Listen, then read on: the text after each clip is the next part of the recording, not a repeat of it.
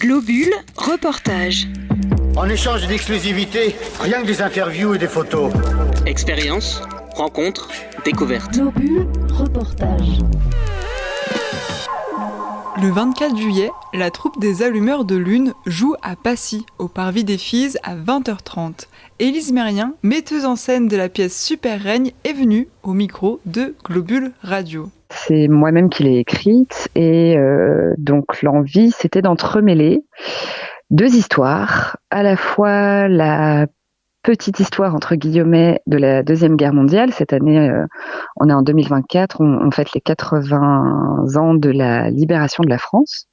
Donc voilà, j'avais envie de revenir sur la Seconde Guerre mondiale et comme ça d'avoir de pouvoir transmettre aux plus jeunes cette histoire, ça nous tient à cœur, ce devoir de mémoire et de reparler de cette petite histoire de l'homme. Et donc j'ai entremêlé cette histoire avec la plus grande histoire des vivants qui partagent la Terre avec d'autres vivants, des vivants humains avec les vivants non humains. Donc c'est à la fois une fable écologique qui met en avant les systèmes de domination qui existent dans nos sociétés et d'entremêler ces deux histoires.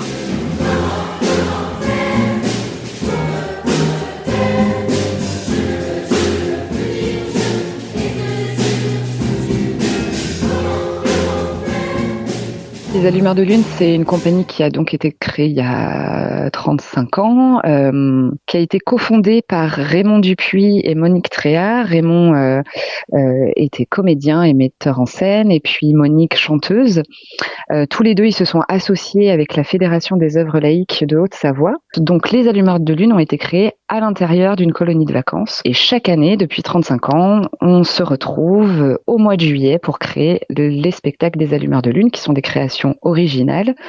Moi, c'est comme ça, enfant, que j'ai commencé le théâtre. Et puis voilà, je suis revenue plusieurs années, 15 ans plus tard, pour d'abord assister Raymond Dupuis à la mise en scène et petit à petit prendre la direction artistique de la compagnie. C'est une grande famille qui se réunit tous les étés et qui fonctionne avec deux équipes, une équipe artistique d'une quinzaine d'artistes professionnels et d'une équipe pédagogique composée d'animateuristes qui sont là pour encadrer les enfants tout au long du séjour. Et justement, j'allais revenir sur ces séjours UFOVAL parce que donc vous avez des jeunes entre 8 et 16 ans et moi je vous pose la question pour vous à cet âge-là, pourquoi c'est important de leur faire du théâtre? Est-ce que vous avez l'impression de leur transmettre quelque chose en particulier? Oui, alors c'est vrai qu'ils arrivent tous avec des motivations différentes. Pour certains, ils font du théâtre tout au long de l'année. Pour d'autres, parfois ça arrive qu'ils sont un peu parachutés ici et avec une forme de timidité. Alors les parents nous les amènent pensant qu'on va trouver le bouton sur lequel appuyer. C'est pas tout à fait comme ça que ça fonctionne. Ce qui est sûr, c'est que on a à peu près la moitié, voire les 2/3 d'enfants qui reviennent d'année en année. Donc c'est eux évidemment les premiers passeurs comme ça. Et il y a quelque chose de très beau qui se transmet entre les anciens et puis les nouveaux Allumeurs de Lune qui arrivent pour la première fois. Ce que je remarque au fur et à mesure de mon expérience ici, c'est que quel que soit l'âge qu'on soit enfant, adolescent et adulte qui encadront le projet, il y a comme ça une sorte de... On est tous très concentrés sur le projet. On a 8 jours pour créer le spectacle et puis après on part en tournée.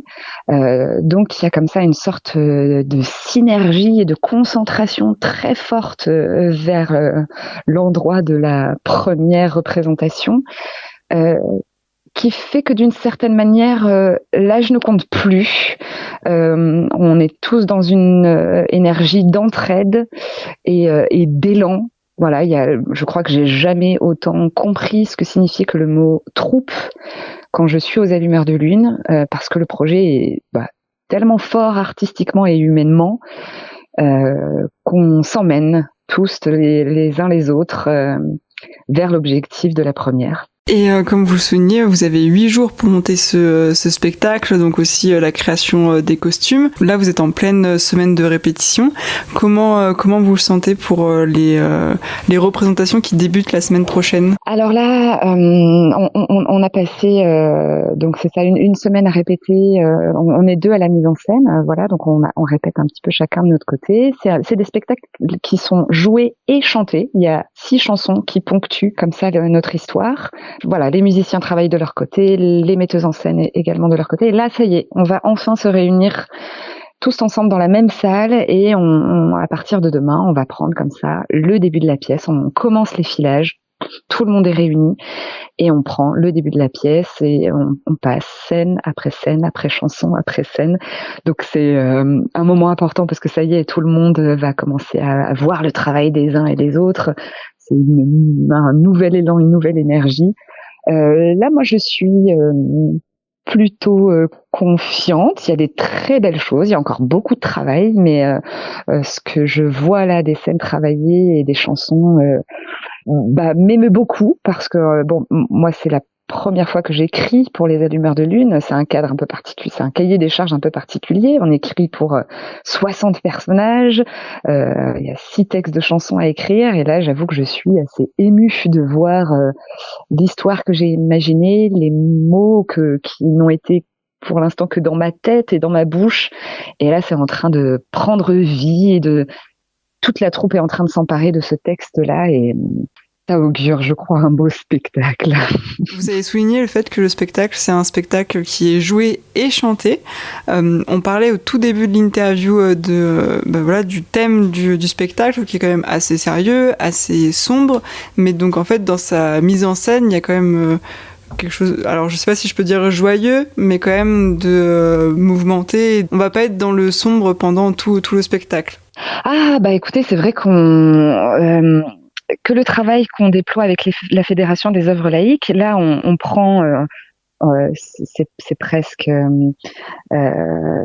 comment dire, alors, je vais pas dire que le spectacle est accessoire, bien sûr que non, parce qu'on a une grande exigence artistique, mais il est évident qu'on essaye au mieux de défendre les valeurs humanistes de la Fédération des œuvres laïques.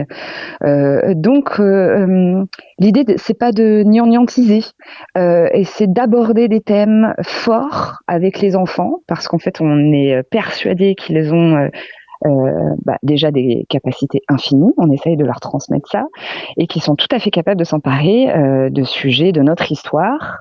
Ils le font d'ailleurs parfois avec bien plus de pertinence que nous, je le trouve. Là, sur le sujet de la pièce à proprement parler de cette année, c'est vrai qu'il y a comme ça un sujet de fond qui semble important et lourd. Il y a des moments très comme ça offerts dans l'émotion, très purs. D'ailleurs, je me suis régalée et émue à relire beaucoup, notamment d'autrices qui ont écrit pendant la Résistance. Donc, je les mets d'ailleurs en avant. Donc, c'est vrai qu'il y a cette part sombre de notre histoire qui malheureusement se répète, puisqu'aujourd'hui, en 2024, on traverse mondialement des guerres qui forcément nous touchent et qui les touchent. Ils en parlent. Et puis en même temps, on essaye évidemment d'attirer ce sujet et de le rendre parfois burlesque, parfois grotesque, parce que l'humain l'est. Donc on emprunte au langage des clowns, on emprunte à la poésie, on emprunte à un langage plus parlé, plus naturel. C'est vrai qu'il y a toute une palette de coloration comme ça, toute une palette de langage dans cette pièce qui nous ramène toujours à ce sujet premier.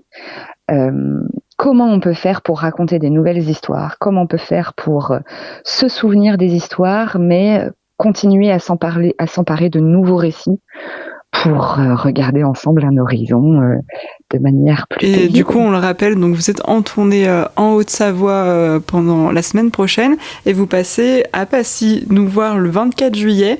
Donc ce sera au Parvis des Filles à 20h30. On a bien hâte de retourner à Passy, qui est un partenaire culturel de longue date. C'est vrai que c'est important de parler de eux aussi, de tous les actrices qui permettent aussi que les spectacles se montent. Et c'est vrai qu'on monte ces spectacles. Alors c'est un peu particulier. Les Allumeurs de Lune, il faut leur faire une place un peu particulière. On n'est pas une compagnie professionnelle. Pourtant, il y a bien des artistes professionnels qui y participent. C'est une place pas évidente à défendre auprès des partenaires culturels, des mairies qui nous accueillent, des salles de spectacle qui accueillent tout au long de l'année une programmation professionnelle. Donc là, on est très content de retourner à Passy. C'est une très belle salle et j'espère que le public sera au rendez-vous. C'était Élise Mérien pour nous présenter la pièce de théâtre Super Règne. Elle sera jouée ce mercredi 24 juillet à 20h30 à Passy. Globule reportage. Et t'as tout compris? N'hésitez pas. Vous êtes sur Globule Radio 90.5 FM.